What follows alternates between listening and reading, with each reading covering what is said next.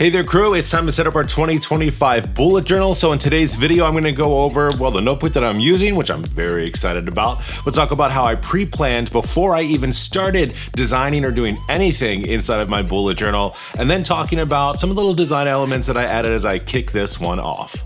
So the first thing that I do every single year is I start with my journal planning worksheet. This is a worksheet that I developed and you can actually download in the link below if you want to use this for yourself. I've broken this down into wants, needs, things that I don't want, and the things I'm going to keep a part of my bullet journal and the things that I'm going to leave behind. So let's go ahead and start with the wants first. So the very first thing that I want is to make sure that I have 160 GSM inside of my notebook. If you're unfamiliar, GSM has to do with the thickness of the type of paper that you're using. Mine is Archer and Olive, which is 160 GSM. Leuchtturm is about 120, and some of the other notebooks are anywhere between 70 and 80. The main reason I like using a heavier GSM on my paper is that I can put anything that I want onto this paper and it's not going to ghost through the page or bleed through. If you're unfamiliar with those terms, ghosting is where you can see your text or what you're writing on the opposite page, and bleed through is when your ink actually comes through the page onto the other. I have, for the most part, never had issues with Archer and Olive notebooks, so that's why they've easily become one of my favorites. The other thing I'm paying attention to this year is a larger size. When I first started bullet journaling, I was all about the A5 size. It's just kind of what everyone was using, but after a while I started to want to play around with some different sizes. I've tried both B5 and I'm currently using square and have used them before and really enjoy the larger space, especially for notes and tasks and things that I'm doing for work. So this year I chose to go with a B5 size. When we talk about the needs, these are things that I absolutely need to have inside of my bullet journal. So work collections are very important since I use my bullet journal for work. I have a number of reoccurring meetings that I also keep inside of here. Definitely need that index to find those things easier. We'll talk about monthly logs as well, and then also a goal section too. The one thing that I don't want to put inside of this notebook is a social tracker. I actually created a social media tracker in my personal bullet journal that I keep on my desk, and that still has, well, all the ways to go, so I don't need to recreate that. The things that I'm going to keep are going to be my monthly future log, my index, my goals pages that I've had. I also have a help desk section. I'll talk about that when we get to creating that page. My one-on-one page with my boss. I have my design community collections, an operations monthly collection, and of course my weekly views that I love so much. The things I'll be leaving behind will be that social media tracker since that lives in a different notebook. And also there is a program team I was a part of last year, which I don't know that's going to continue, so I might not need that.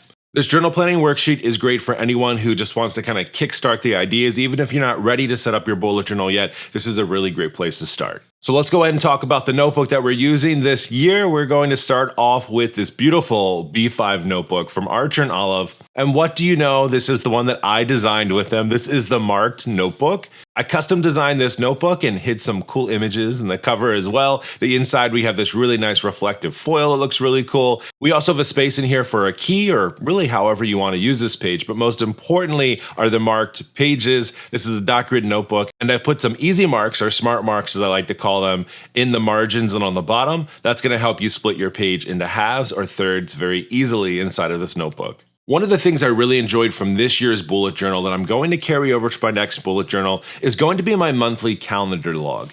In my current notebook, it looks very much like this. It's kind of a mix of a future log collecting ideas and things, as well as a calendar where I can write events in. Now, because I'm using a B5 size notebook this year, I had to turn my notebook to the side. This was actually a recommendation from my friend Jess over at Jashi Curran, and I didn't think I was going to like it at first, but once I set it up and tried it out a little bit, I think I'm going to be okay. Every week has 5 weeks in it with a Sunday through Saturday across the top. We have 7 days during the week, 5 weeks for each month is how I set up this page. This current year I did a Monday start with a Saturday, Sunday on the side, but I'll be honest with you, I really didn't love the way that this worked out. It confused me more than it helped me this year, so we'll be doing a Sunday start for each one of my weeks this year.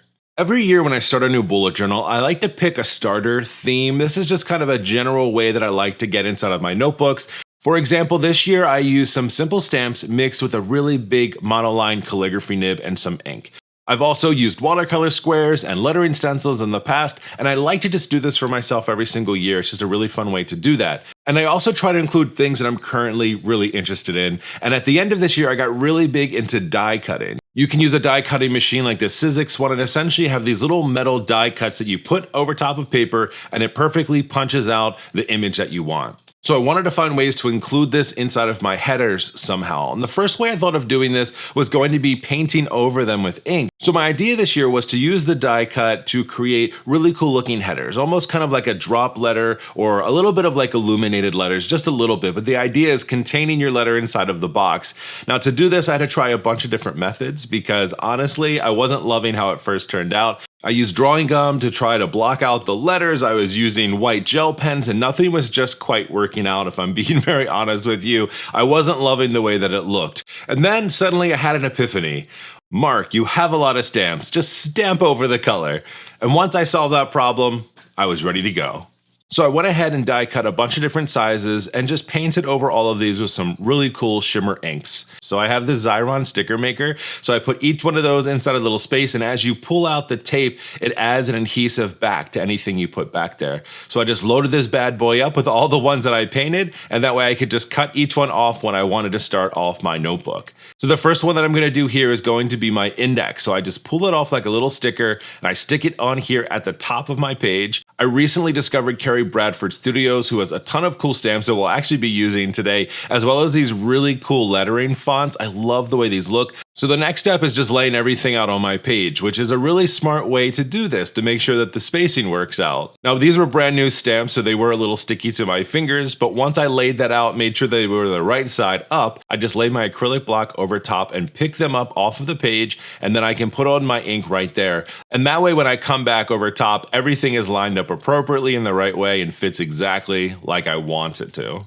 Another tool that I recently came across, which I absolutely love for stamps, is the Stamp Cleaning Studio. Essentially, it's a two-sided piece. One side you spray with stamp cleaner, you rub it off on top of these bristles and dry it off. It's honestly a perfect tool and I love it so much. Next, we need to start setting up our future log calendar pages, and for this I'm going to be using more of those Carrie Bradford stamps. She had this amazing collection of all of the different months, some of them all written out, some of them abbreviated, and because I had the spacer at the top, I wanted to use these really big, thick lettering ones. Now also I wanted to add space for actual future log items. This isn't just a calendar, this also does function as a bullet journal future log. So I have a stamp for that, it has 5 spaces, so I'll be doing that twice.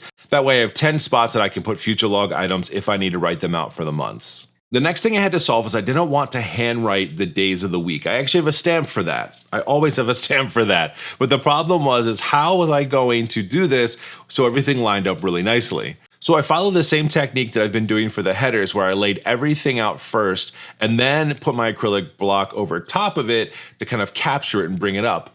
Now, because I don't have one long enough to do all the days of the week, I had to do them in sections. So essentially, by the time I was done with this, I had 3 different acrylic blocks that had anywhere between 3 or 1 days of the week on top of it.